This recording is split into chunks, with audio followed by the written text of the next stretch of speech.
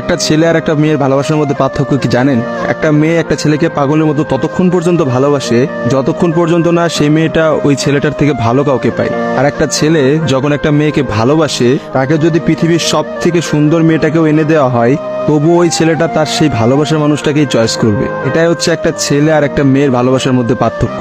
কারণ ছেলেরা কোনো সময় বেটার অপশন খোঁজে না, ছেলেরা সবসময় তার শান্তির জায়গাটা খোঁজে।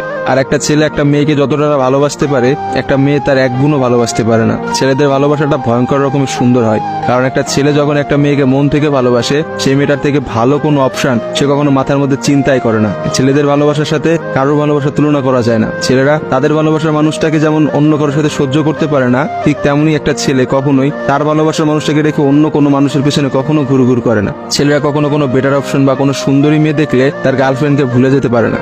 একটা ছেলের ভালোবাসা আপনি কখনোই একটা মেয়ের ভালোবাসার সাথে তুলনা করতে পারবেন না, কারণ মেয়েদের ভালোবাসাটা তো তুচ্ছ। তারা একটু ভালো অপশন পাইলে, তারা একটু ভালো কাউকে পাইলে, বাইরে যেখানে দেখবে যে টাকা পয়সা আছে এমন কোনো জায়গা পেলে মেয়েরা সেখানেই ছুটে। তারা তাদের ভালোবাসার সম্পর্কটাকে ভুলে যেতে কোনো সময়ই নেয় না। একটা মেয়ে যত সহজে একটা ভালোবাসার সম্পর্ক ভুলে যায়, একটা ছেলে কিন্তু অত সহজে তার ভালোবাসার সম্পর্কটাকে ভুলতে পারে না। আপনি একটা জিনিস খেয়াল করে দেখেন তো, রাস্তার মোড়ে মোড়ে কতগুলা পাগল ঘুরে বেড়ায়। যে পাগলগুলোর মধ্যে ছেলেরা বেশি না মেয়েরা বেশি?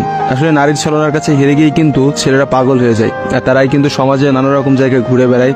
রাস্তাঘাটে দেখা যায়, বাজারে দেখা যায়, হাটে দেখা যায়, তাদের আসলে সব জায়গায় দেখা যায়। আর কয়টা মেয়েরা আপনি দেখছেন পাগল হইতে বলে? ভালোবাসা বিচ্ছেদের পর একটা ছেলে নিজেকে কোনোভাবেই ঘুরিয়ে নিতে পারে না, অথচ একটা মেয়ে কিন্তু খুব সহজেই তার নিজেকে ঘুরিয়ে নিতে পারে। একটা মেয়ে কিন্তু নতুন একটা সংসারে যায়, নতুন মানুষকে পায় এবং সে সবকিছু ভুলে যেতে পারে।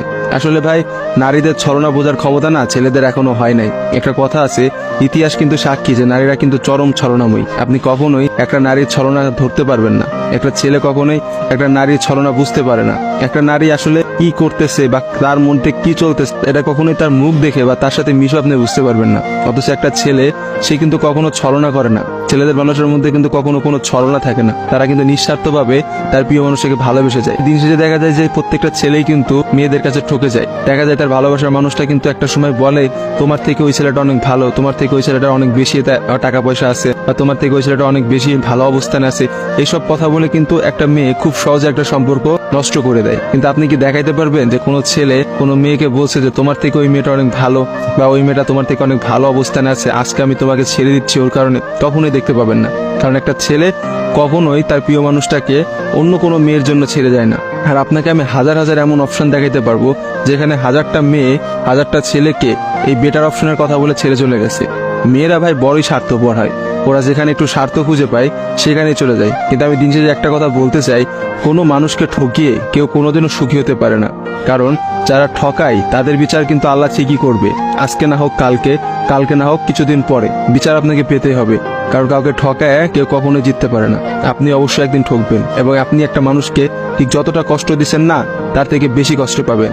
আর ছেলেদের কাছে একটাই কথা বলবো, এসব ভালোবাসা প্রেম প্রীতি বাদ দিয়ে নিজের ক্যারিয়ার দিকে ফোকাস করেন। নিজের ক্যারিয়ার বানান, একটা ভালো কিছু একটা অবস্থানে যান, দেখবেন মেয়েদের অভাব হবে না ভাই, লাইফে অনেক মেয়ে পাবেন। এজন্য নিজের ক্যারিয়ারের দিকে ফোকাস দেন, নিজের লাইফটাকে সেট করেন।